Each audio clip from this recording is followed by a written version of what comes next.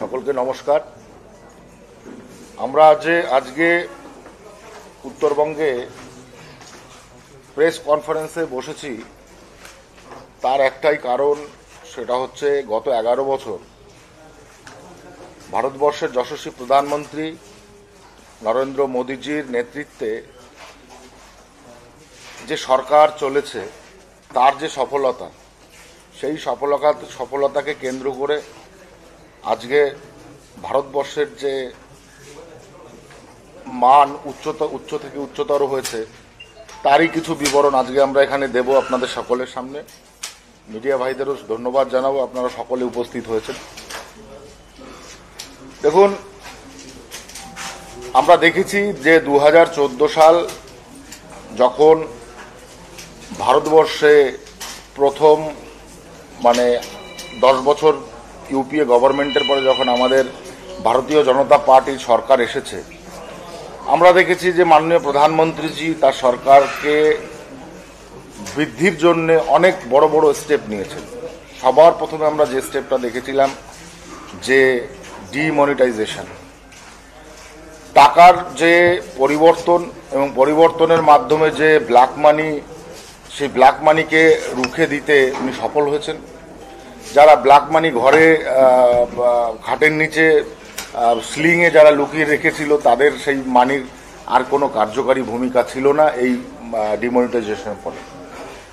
এর পরবর্তীতে যখন 2019 সালে এই সরকার আবার কেন্দ্রে সরকার ফর্ম করে, তখন আমরা দেখেছি একাধিক অ্যামেন্ডমেন্ট নিয়ে এসে পার্লামেন্টে তার সংশোধনী করে তাকে নতুন করে অ্যাক্ট তৈরি করেছে। সবচেয়ে বড় অ্যাক্ট ছিল 370 ধারা এবং তার 35-এ।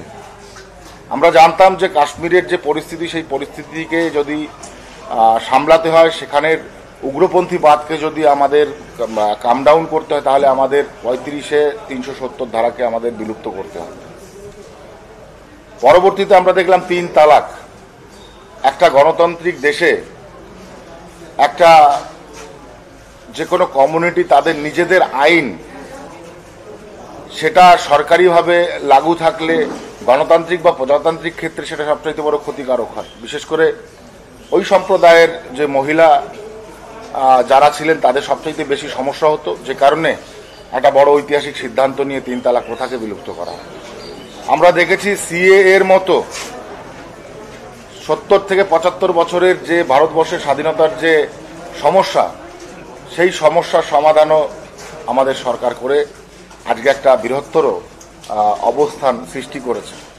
মাননীয় প্রধানমন্ত্রীজি যে লক্ষ্যে পৌঁছেছেন এবং যে উদ্দেশ্যগুলি উনি অবলম্বন করেছেন, সেটা হচ্ছে ভারতকে যদি বিশ্বগুরুর দরবারে এবং তৃতীয় বৃহত্তর অর্থনীতির দেশে পরিণত করতে হয়, সবার প্রথমে তার ভেতরের যে ইনফ্রাস্ট্রাকচার ডেভেলপমেন্ট, সেই ডেভেলপমেন্টকে আগে সামনে এনে তার উন্নয়নের ধারাবাহিকতার মধ্যে দিয়ে দেশের ভেতরে পরিবর্তন ঘটানো।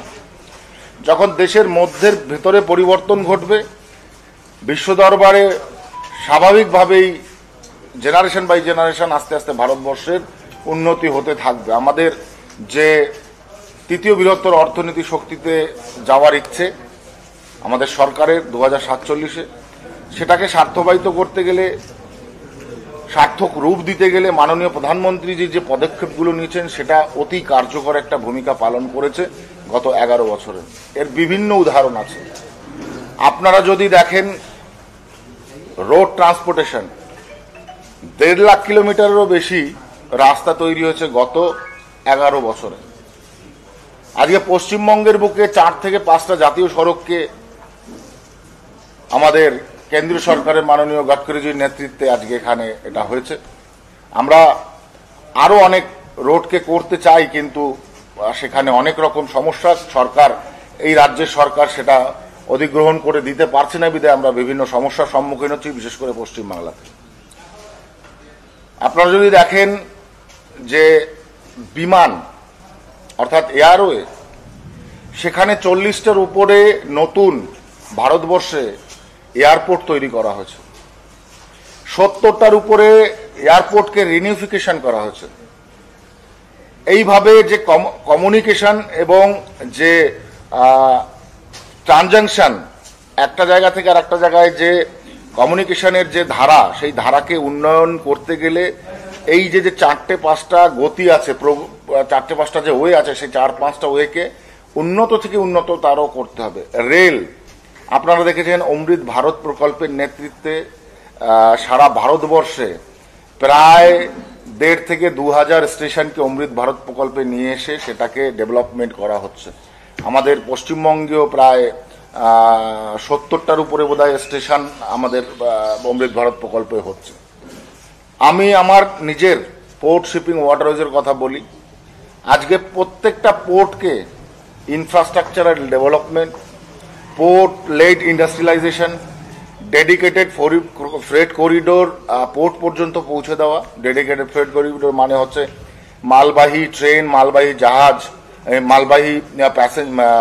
মালবাহী যে ট্রেন আছে এবং প্যাসেঞ্জার ট্রেন আছে সেটাকে আলাদা করে, ঠিক আছে, পোর্ট পর্যন্ত মালবাহী জাহাজ পৌঁছে দেওয়া, মালবাহী ট্রেন পৌঁছে দেওয়া, এবং সেখান থেকে আমরা এক্সপোর্টের যে ধারা, সেই ধারাকে আমরা অব্যাহত রাখতে পারি এবং কম সময় টার্ন অ্যারাউন্ড টাইম যেটা আছে সেটাকে আমরা ঘটিয়ে আমরা আরও বেশি ত্বরান্বিত করতে পারি আমাদের আগামী দিনের যে ট্রেড আছে সেটাকে। কারণ আপনারা ভালো করে জানেন যে ভারতবর্ষের অর্থনীতি এবং বাণিজ্যের 70% বিজনেস আমাদের পোর্টের মাধ্যমে হয়। তাই পোর্টকে যত বেশি মডার্নাইজড করা যাবে, পোর্টকে যত বেশি সংশোধন করে পোর্টের এস্টাবলিশমেন্ট করা যাবে, তত বেশি অর্থনৈতিক দিক থেকে ভারত মজবুত হবে। যে কারণে আন্দামানের গ্যালাথিয়াবে সেখানে ট্রান্সশিপমেন্ট পোর্ট তৈরি হচ্ছে 76,000 কোটি টাকা খরচা করে মাননীয় প্রধানমন্ত্রীজির নেতৃত্বে। বাদাবান পোর্ট, বম্বে বাদাবান পোর্ট তৈরি হচ্ছে, ট্রান্সশিপমেন্ট পোর্ট, সেটা 72,000 কোটি টাকা খরচা করে হচ্ছে। এই যে বৃহত্তর একটা কার্যক্রম, আমি মনে করি তৃতীয় বৃহত্তর অর্থনীতি যে পৌঁছানোর ইচ্ছা, সেটা যদি করতে হয় সবার প্রথমে আমাদের এক্সপোর্টকে বাড়াতে হবে। মাননীয় প্রধানমন্ত্রীজি বলেছেন যে সর্বপ্রথম ভারত তার ইন্ডিজিনাস প্রোডাক্টকে হাইলাইট করুক বিশ্ব দরবারে এবং সেটা যেন খুব পরিমাণে তার চাহিদা বিশ্ব মার্কেটে হয় এবং আমরা সেগুলো যাতে এক্সপোর্ট করতে পারি। এই প্রচেষ্টা কার্যকরী করার জন্য ইন্ডিজিনাস প্রোডাক্টকে খুব বেশি গুরুত্ব দেওয়া হয়েছে। আপনারা ভালো করে জানেন যে মাখানা বলে একটা প্রোডাক্ট আমরা ওই যে লোটাসের বীজ থেকে আমরা তৈরি করে সেটা আজকে বিশ্ব দরবারে ব্যাপক পরিমাণে তার চাহিদা, সেটাকে রীতিমতো এক্সপোর্ট করছে ভারত। তো এরকম প্রত্যেকটা অঞ্চলে, প্রত্যেকটা জেলাতে কোনো না কোনো তার ব্যক্তিত্ব প্রধান একটা প্রোডাক্ট আছে যেটা কিনা হাইলাইট হতে পারছে না। আমরা যদি সেগুলোকে হাইলাইট করে এক্সপোর্ট করতে পারি এবং সেটা দ্রুত থেকে দ্রুততর প্রক্রিয়াতে যদি এক্সপোর্ট করতে পারি, তাহলে ভারতের অর্থনীতি অবশ্যই আজকে সেই গতিতে ছুটবে। কিন্তু আমরা দেখতে পাচ্ছি পশ্চিমবঙ্গের গভর্নমেন্ট একের পর একটা সমস্যা তৈরি করে, একটা পলিটিক্যাল রিজন তৈরি করে আজকে তারা সেন্ট্রাল গভর্নমেন্টকে হেল্প করছে না। পশ্চিমবঙ্গ হচ্ছে নর্থ ইস্টের একটা গেটওয়ে বলতে পারেন।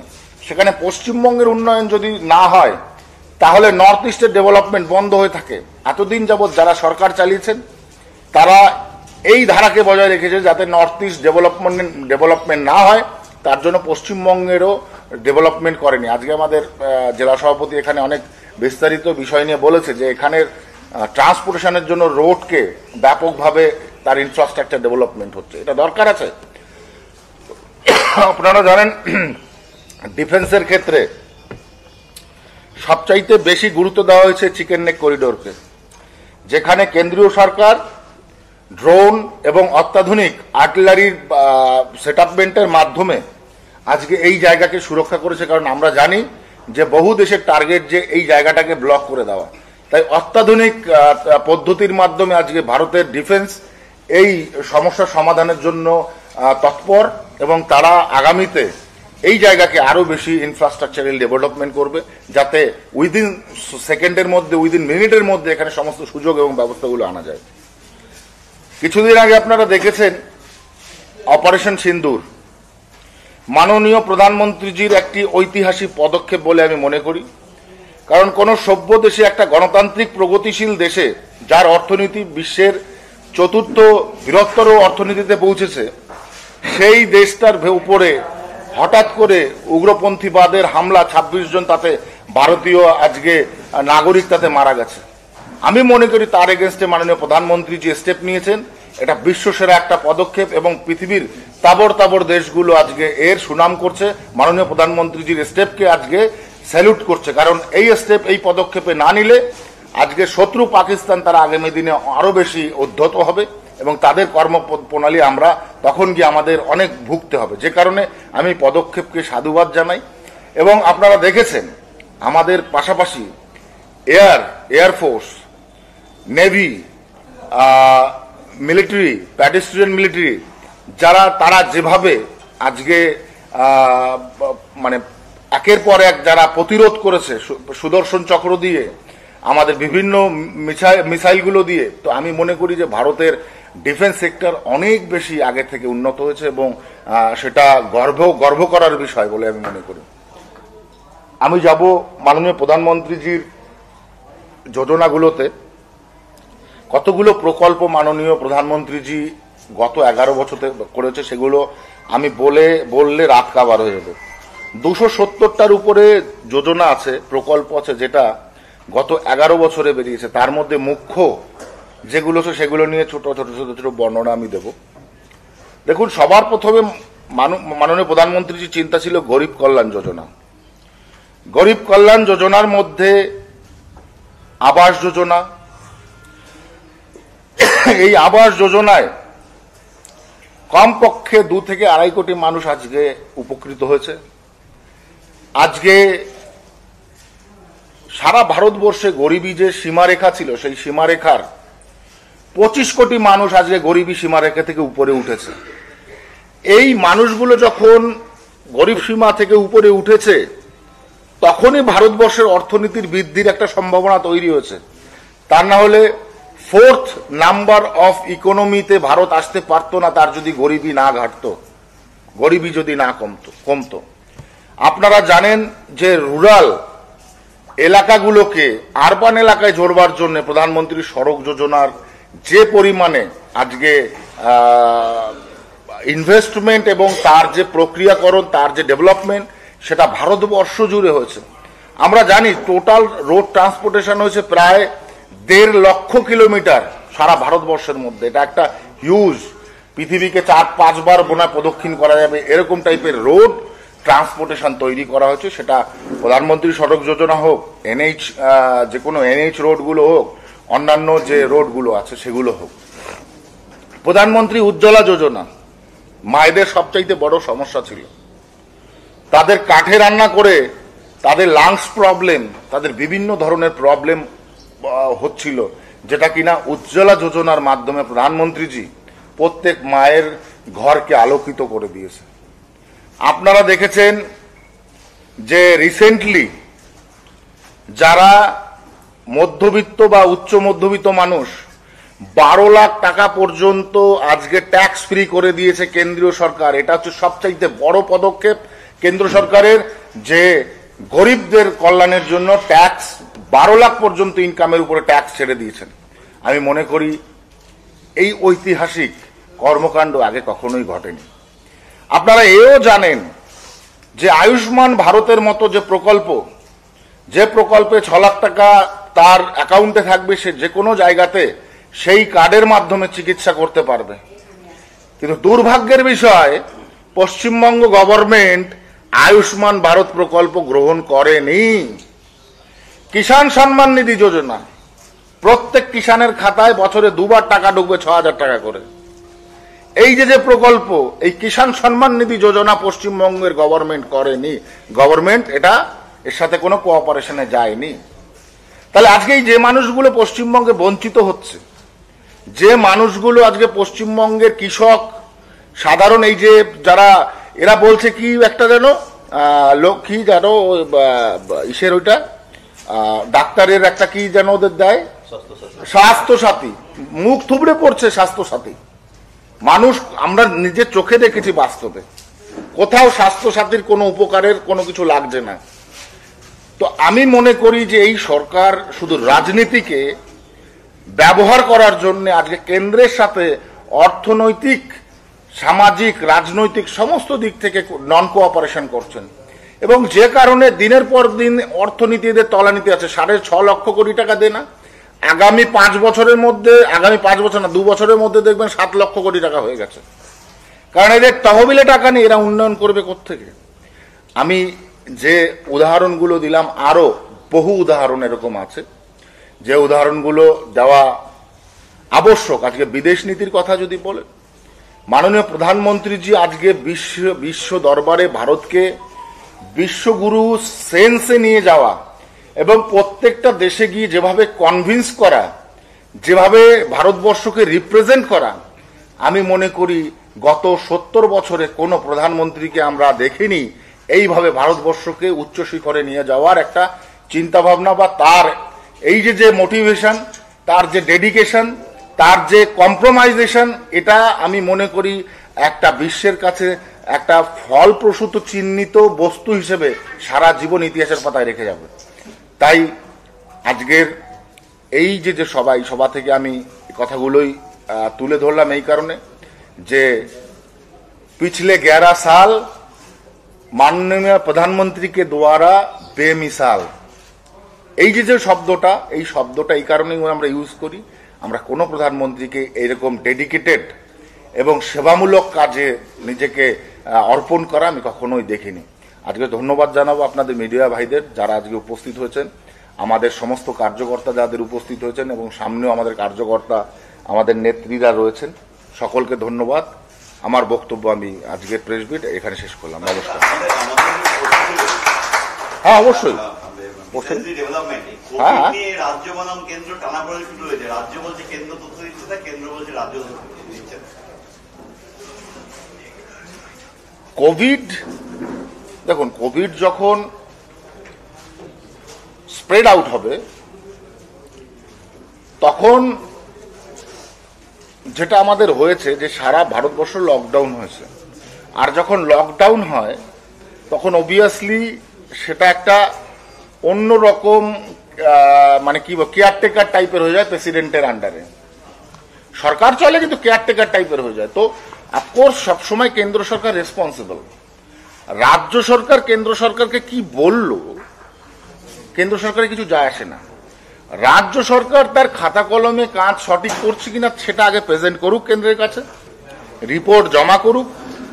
আমরা দেখেছি তো আয়ুষ্মান আরোগ্য নিকেতন হিসেবে কেন্দ্রীয় সরকার যে একটা প্রকল্প দিয়েছিল, সেখানে ঝুরি ঝুরি মিথ্যে, একটা জেলায় 2টো ওপিডি পর্যন্ত নেই।